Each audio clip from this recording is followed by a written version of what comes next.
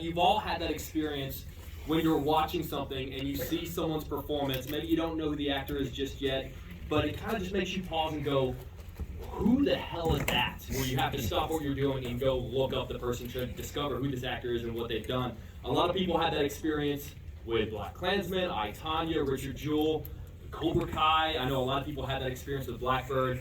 And the reason a lot of people had that experience with those titles is because the person you're asking about is one of the most exciting actors working today. He's worked with Spike Lee and Clint Eastwood. He has starred in multiple films and have won Oscars.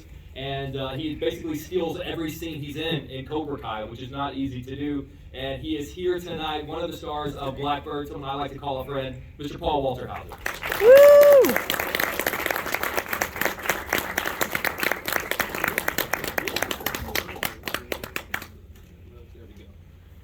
Wouldn't you like an intro like that? Just like walking into a regular scenario. That's how I introduce everyone. Just whenever they walk into a room, I've got a whole spiel ready to go. Thanksgiving's coming up. You walk into the dining room. This next guest left a dad. You may know them from having a bigger allowance than me growing up. Ladies and gentlemen, my brother. Ladies and gentlemen, Mitch. Thanks for coming out. I realize once again it's a school night. Most of you got work tomorrow. So the fact that you actually bothered to come out on a Sunday night is really, really nice of you. Thank you. So, Paul, I'm going to jump into this. Whenever I was bragging that I was going to be able to talk with you, particularly in the newsroom, everyone comes up to me and says, oh, you got to ask him about this, and name a different title. When people approach you on the street and they want to come up, what is the thing that most people want to talk to you about? Number one thing is Cobra Kai. Cobra Kai. Yeah, I that'll be on my tombstone probably. Cobra Kai never dies, but Paul did. It's that show's just so popular. It's I think in this current social climate, which is increasingly difficult emotionally and mentally for all of us, a show like Cobra Kai just brings a sense of joy and freedom and humor and ease. Mm-hmm. And I think a show like that affects a lot of people. So that's kind of the main thing. But I love how cool you were talking about it. You and I have spoken about that before because, and this is a testament, maybe you're a better person than I am. If they were to do that, I'm not, by the way. I would just go, I work with Clint Eastwood, right? Like, I'm close personal friends with Spike Lee. Like, so I do want to talk about Blackbird. This is such obviously a heavy part for you to take on, and I find that whenever actors take on roles like this, audience members and especially the press, they want to hear these like really dark stories about your process. They want to hear these stories about how you locked yourself into an apartment for 6 months and you grew your fingernails out and all these terrible things. But whenever you and I spoke for this show, like that wasn't your experience. So I'm curious, do you find that people are disappointed that you don't have this like really dark, somber tale of how you got into this place? I don't. I mean, look, it's not a fun role to play in the sense of like, when I played a racist piece of shit in the movie Black Klansman, and you're not excited to go to work and play that character. That's just not.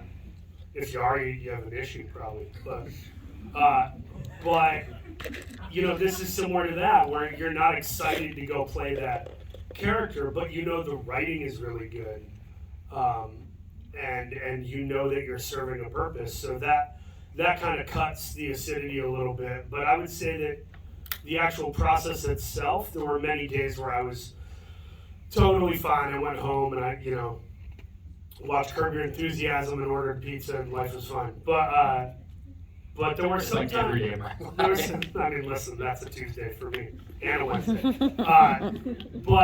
There was, when I watched all the episodes in Dennis Lehane's basement, which I'm not supposed to talk about because I watched it early and they said he couldn't do that and I did. But when I was watching them, at the end of episode 6, which I believe you just watched, correct, that it was I felt icky.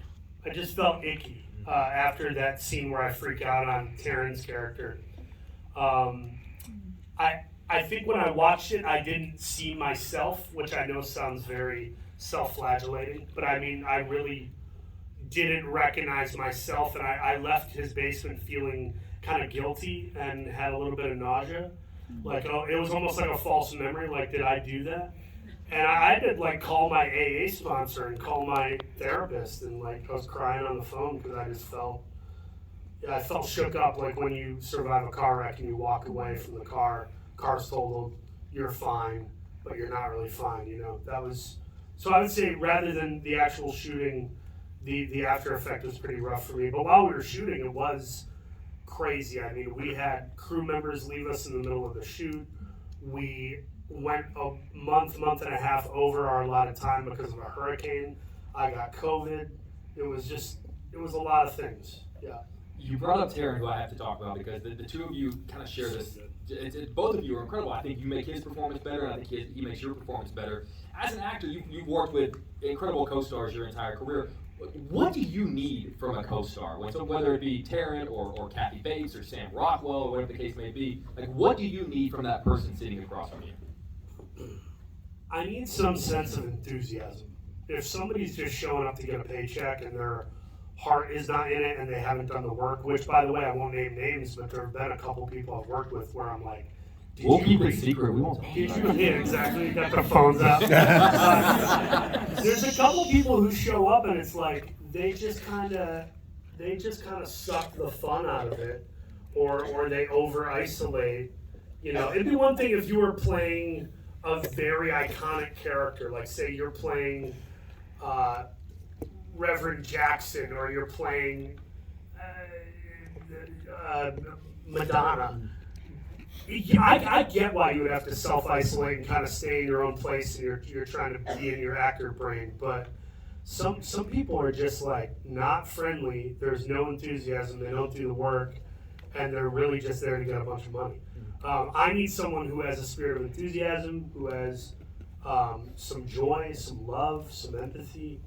And usually when we hang out socially, that's really important too, because if we can be buddies off camera, there becomes a relationship that buds where you trust each other.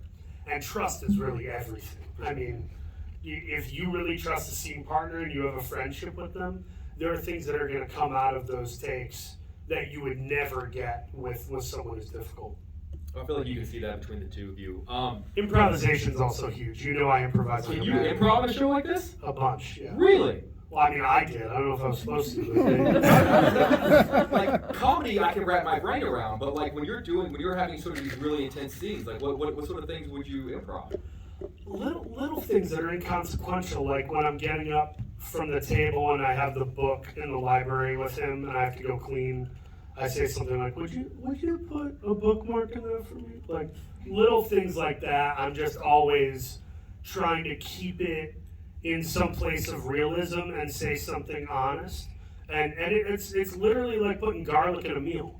Like who the hell doesn't need a little bit of garlic in a hot dinner? It's always going to make it better, and that's the improv I attempt to craft. That was a great simile, because everyone in this whole audience was like, yeah, well, you know. Okay, I gotta ask, just because you just did it, the voice, which I think is incredible. Correct me if I'm wrong, his voice was even a little higher than that. Is that true? And you had to scale it back a little bit? Honestly, I'd have to go back and listen to